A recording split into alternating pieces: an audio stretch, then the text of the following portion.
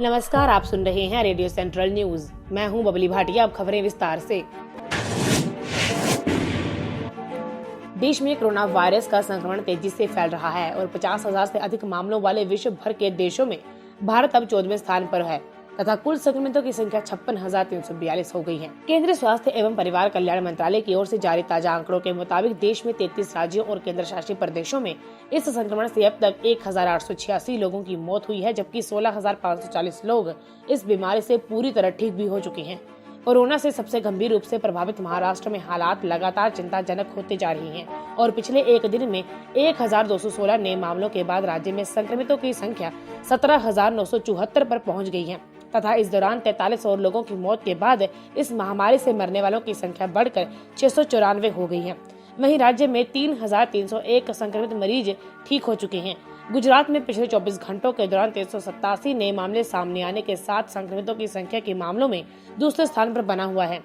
गुजरात में संक्रमितों की कुल संख्या 7,012 हो गई है तथा 29 और लोगों की मौत के बाद मृतकों की संख्या 425 पर पहुंच गई है तथा 1,709 लोग ठीक होकर अस्पताल से घर लौट गए हैं। राष्ट्रीय राजधानी दिल्ली में भी हालात चिंताजनक बने हुए हैं और पिछले 24 घंटों में 748 नए मामले दर्ज किए जाने के कारण अब तक कुल 5,980 लोग इस महामारी से संक्रमित हुए हैं। दिल्ली में इस संक्रमण से एक और मरीज की मौत के साथ मरने वालों का आंकड़ा 66 पर पहुंच गया है, जबकि अब तक कुल 1,931 मरीजों को उपचार के बाद अस्पताल से छुट्टी दे दी गई है।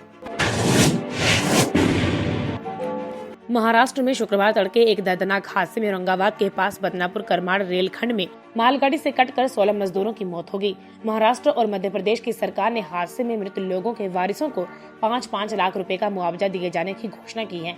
राष्ट्रपति रामनाथ कोविंद, उपराष्ट्रपति एम वेंकैया नायडू, प्रधानमंत्री नरेंद्र मोदी सहित अन्य नेताओं ने इस हृदय विदारक घटना पर गहरा दुख जताया है।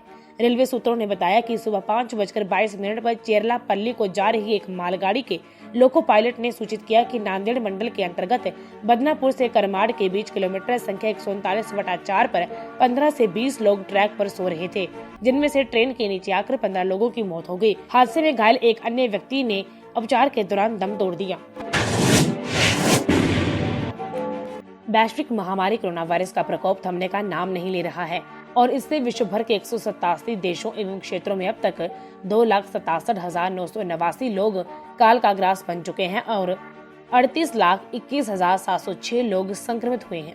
अमेरिका की जॉन हॉपकिंस यूनिवर्सिटी के विज्ञान एवं इंजीनियरिंग केंद्र CSSE की ओर से जारी आंकड़ों के मुताबिक अमेरिका में कोरोना वायरस से दुनिया में सर्वाधिक लोग संक्रमित हुए हैं तथा यहाँ 12 लाख से अधिक संक्रमण के मामले सामने आए हैं।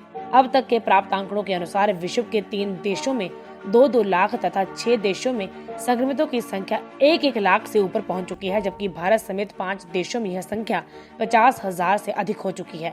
विश्व की महाशक्ति माने जाने वाले अमेरिका में इस जानलेवा विषाणु से अब तक 12,56,994 से अधिक लोग संक्रमित हुए हैं तथा 75,661 लोगों की मौत हो चुकी है। यूरोप में गंभीर रूप से प्रभावित देश इटली में इस महामारी के कारण अब तक 29,958 लोगों की मौत हुई है और अब तक 2,15,858 लोग इससे संक्रमित हुए हैं। स्पेन कोविड-19 के संक्रमण से सबसे अधिक प्रभावित होने वाले देशों की सूची में अमेरिका के बाद दूसरे नंबर पर है। यहाँ अब तक 2,21,447 लोग इसकी चपेट में आ चुके हैं और 26,070 लोगों की इसके कारण मौत हो चुकी है। इस वैश्विक महामारी के केंद्र चीन में अब तक 82,886 लोग संक्रमित हुए हैं और 4,633 लोगों की मौत हुई है। इस वायरस को लेकर तैयार की गई एक रिपोर्ट के मुताबिक चीन में हुई मौत के 80% मामले 60 वर्ष से अधिक आयु के लोगों के थे। भारतीय क्रिकेट टीम इस साल के अंत में ऑस्ट्रेलिया दौरा करने के लिए जरूरत पड़ने पर 2 सप्ताह क्वारंटीन में रह सकती है। भारतीय टीम को इस साल दिसंबर और जनवरी में ऑस्ट्रेलिया के साथ 4 टेस्ट और 3 वनडे मैचों की सीरीज खेलनी है, लेकिन कोरोना वायरस के खतरे के कारण इसके आयोजन पर अभी से खतरे के बादल मंडरा रहे हैं।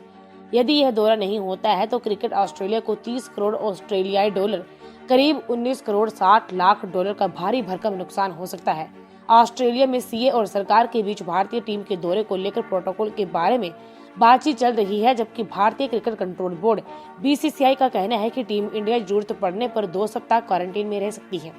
इस सप्ताह की शुरुआत में ऑस्ट्रेलिया के खेल मंत्री रिचर्ड कॉलवेक ने साल के अंत तक अंतर्राष्ट्रीय खेल के आयोजन को लेकर सकारात्मक संदेश दिया था।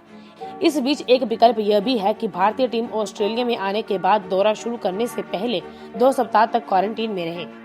रेडियो सेंट्रल न्यूज की टीम सभी देशवासियों से अपील करती है कि लॉकडाउन से ही कोरोना को रोका जा सकता है। आप घर के अंदर रहकर इस घातक वायरस से बच सकते हैं।